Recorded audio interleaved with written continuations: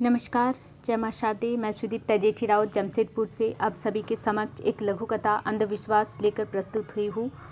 बहुभाषीय साहित्यिक संस्था संयोग एवं डॉक्टर समर्पिता जूही समर्पिता मैम को बहुत बहुत धन्यवाद मुझे सुनाने का अवसर प्रदान किया।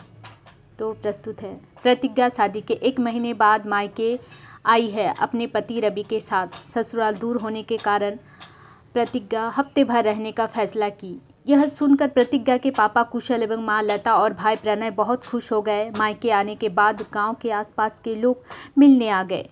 तब रवि घर पर नहीं था, साली के साथ गांव घूमने गया था। तब गांव के लोग प्रतिज्ञा से सवाल पर सवाल करते गए। बिटिया, ससुराल कैसा है? ससुराल के लोग कैसे हैं? क्या क्या दिए? पति कैसा है? प्यार तो करता है ना? मम्मी की बात ज़्यादा सुनता है? इत्यादि इत्यादि। इतना सवाल सुनकर प्रतिज्ञा ने भी मुंह बनाकर जवाब दिया, माँ की भी और मेरी भी सुनता है और ससुराल बहुत अच्छा है। सब प्रतिज्ञा के इस तरह मुंह बनाकर जवाब देने से अपने अपने घर चले गए। 4 दिन के बाद शिवरात्रि का पर्व आया।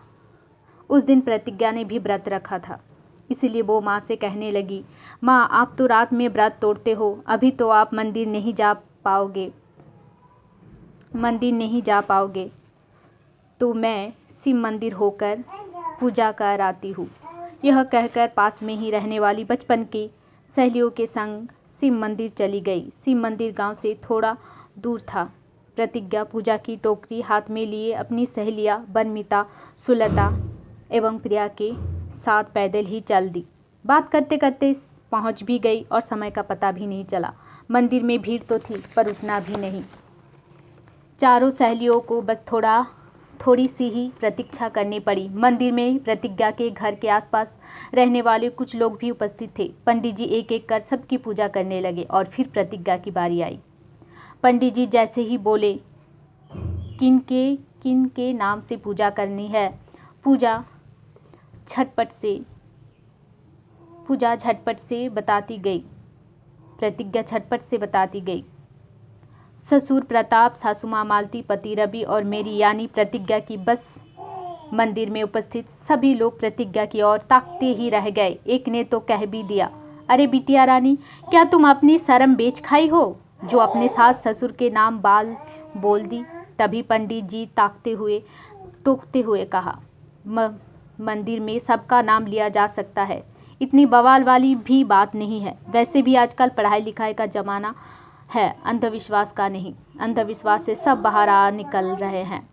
पर पंडित जी की बात कौन सुनता? किसी ने ध्यान ही नहीं दिया। मंदिर में उपस्थित सब प्रतिज्ञा की बुराई करने लगे। पर प्रतिज्ञा सुनाकर वहां से अपनी सहेलियों के साथ घर की ओर निकल गई। रास्ते में सहेलियों ने प्रतिज्ञा से कहा, तुम ऐसा क्यों की? पता है अब गांव में तुम्हारी ही चर्चा होती रहेगी और तुम्हारी माँ को पता चलेगा, वो भी तो डांटेगी। प्रतिज्ञा टोकते हुए कहा, अरे मैंने ऐसा भी कह दिया कि बवाल हो गया। सिर्फ सास ससुर के नाम ही तो लिए हैं। जब मेरे पति मेरे माँ पापा का नाम ले सकते हैं तो मैं क्यों नहीं? हाँ, मुझे इतना पता है कि बेफालतू सास ससुर के नाम नहीं लिया जाता, पर अच्छे काम के लिए नाम लेना कोई अपराध नहीं है। वैसे भी जब मैं अपनी ससुराल में पहली बार कदम रखी थी तभी मेरी सासू माँ ने मुझे कहा था, आज से तुम मेरी बेटी हो और मुझे माँ समझना। तो इससे माँ क्या कहेगी? और जहाँ तक लोगों के सवाल का बात है और निंदा की बात है तो मुझे उससे कोई परवाह नहीं है। लोगों का तो काम ही है बात पर तिल का ताड़ बनाना, चाहे वो सही हो या गलत।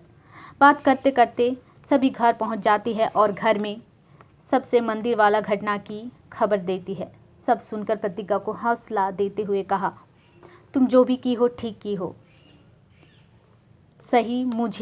सही में तो हम अपने बहू को बेटी का दर्जा तो दे देते हैं, पर बेटी जैसा अधिकार नहीं दे पाते हैं और अंधविश्वास को जीवित रखते हैं। प्रतिज्ञा चैन की सांस लेते हुए कहा, चलो मेरी सासू माँ तो ऐसा नहीं है। और यह बात सुनकर सब हंस पड़े। धन्यवाद।